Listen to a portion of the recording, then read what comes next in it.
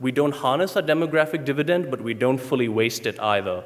That's the blue line. We now need to add 1.8 million seats a year. Again, just a little bit below what China has managed for the last 10 years. This will require, at between 80,000 rupees to 1 lakh per seat, excluding land, it will require $3.5 billion per year. So what we're doing right now is 1.8. We need 3.5 just to keep the demographic dividend not to become a demographic deficit. And what if we want to grow the same way China has? That will require the red line. That's a full $5 billion a year. Where's that coming from? And historically, the private sector has driven growth, which is something we're going to come to. But my question back to the government is today, why can't our blue chip conglomerates invest in scale higher education? Why can't the Tata Group build 50 scale universities all around India? It's because they cannot justify that expenditure to shareholders because they, in the end, have to produce a return to their shareholders. You can see in 2008 to 2011, we went from 12.5 to some 16 million students today. And you can see that the public system has grown by about 2% a year in seats. Private colleges have grown by about 10% a year, and the private universities, which really is the magnificence of our Constitution, education is a concurrent subject, and the states have largely taken it into their own hands to license private universities today, have grown on a small base, but at 40%. And we are big fans of private universities because they meet the needs of all stakeholders. So in other words, if you are an investor, a private university allows you to scale up to a much bigger size of business. It should meet the needs of government because if the private university requires much more investment than a small AICTE college, meaning that much more accountable capital has to enter the system and capital that has to be much more patient and dependent on quality. Why do I say that? It's because a private university that scales up to 8 to 10 to 12,000 students on one campus can only do that by having fairly long and patient capital to wait for returns.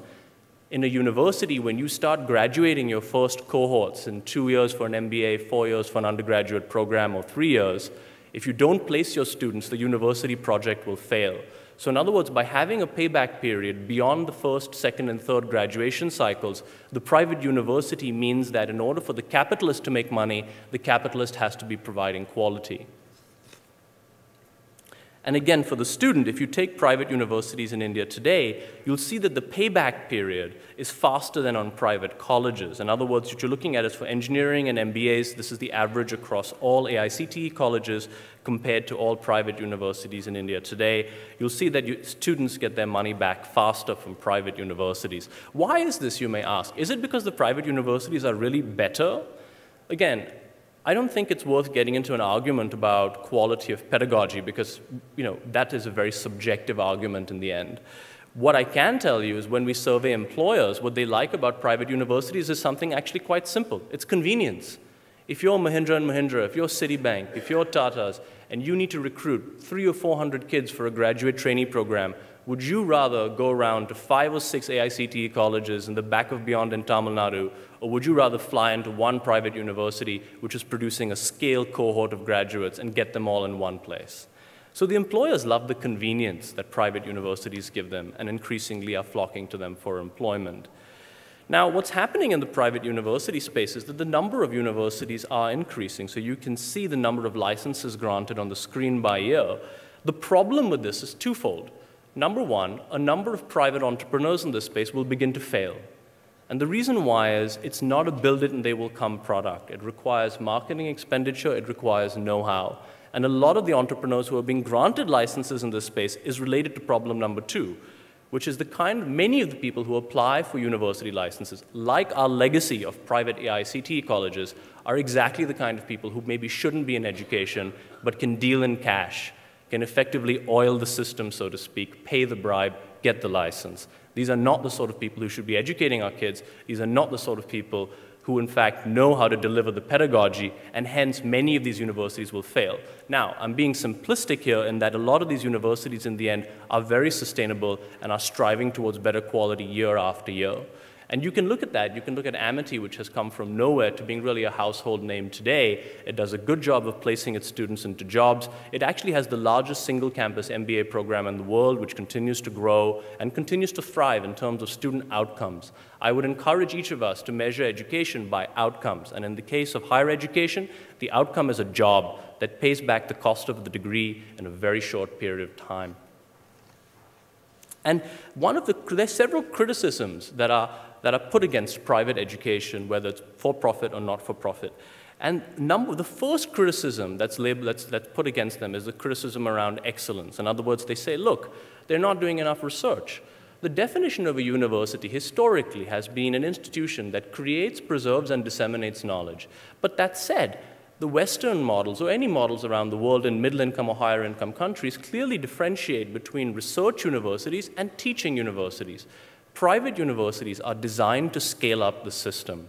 And so the criticism about them doing no fundamental research, well, that's something that the government should participate in because that is a long-term investment in our economy. It is not a suitable investment for a private equity firm or a capitalist. And this is why, for example, Cambridge has produced 79 Nobel laureates over its existence. You know, the sort of things that it does are suitable for progressing the British economy. They are not suitable for a venture capitalist or a capitalist looking for a 5 or 10-year return. Splitting the atom took a while before it became a commercially feasible venture. Now, the second criticism that's leveled against private higher education is that of equity. What are they charging? Well, to that, there are two responses. Number one, tax them. Today, you're not taxing private higher education. Today, it exists as a not-for-profit entity. Well, I say no, treat them as for-profit entities because to survive, they have to make a profit. Tax them and turn it into a scholarship. Tax it and grow the public system. In fact, effectively tax the system because it is now participating in the private economy instead of participating in a shadow economy. The second element, the second point is around pricing. So they say, well, private universities charge a lot. Well, again, how have we managed to get the lowest and most efficient telecom system in the world?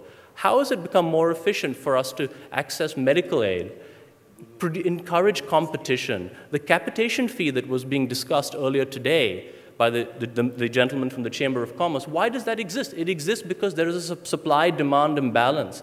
If there is competition in the system, you don't have to pay a capitation fee. So introduce competition. It is the same vehicle by which we have superior hotels, superior telecom, better roads increasingly, better airports. Introduce competition. It's worked in every sector of our economy. It will work in this sector as well. So, you know, what we've done is put out a series of reports on this. In fact, on your tables, there'll be a Harvard Business Review article that I co-authored recently on higher education in emerging markets. You can also follow us on Twitter to get access to some of our upcoming reports.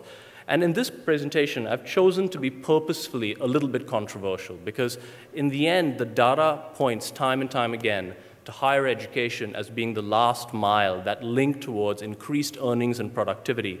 We keep talking about a skills economy. We know in the end that higher education is the reason why every one of you is in this room. Without it, you could not have accessed the jobs and opportunities you have today. I would strongly suggest that we not deprioritize this as India continues to grow.